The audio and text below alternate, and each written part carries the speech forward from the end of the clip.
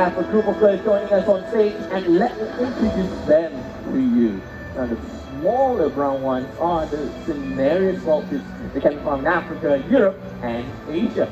And the two lovely ladies, one right here and the one right beside my colleague Paris, are the Maru socks, also known as the old man socks. Now, take a look at them, you will know why. In fact, all these birds coexist together in the wild when they are feeding on a huge carcass, just like the one right there. The vultures are very important birds to the environment. They help reduce the spread of contagious diseases by feeding on carcasses. That is why they are also known as nature's clean-up group. Unfortunately, some of them are rapidly declining in the wild. For example, did you know that the cinereous vultures are near threatened? As for the Asian vulture species, the slenderbill, red-headed, and the white-ruffed vultures are facing extinction in the wild.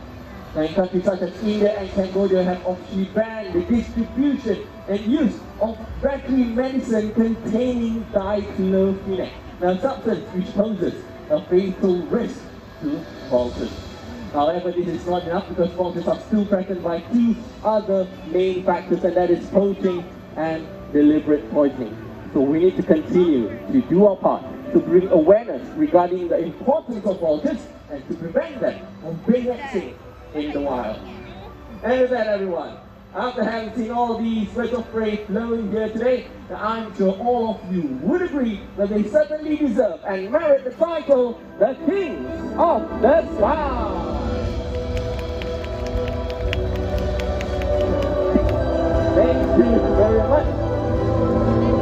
Alright, so ladies and gentlemen, we have come to the end of the show. Alright, my athletes are in position. They'll be giving you the cues to allow everyone to exit the arena in a safe and orderly manner. We're going to start from one zone at a time, starting at the row at the back, and slowly move to the front.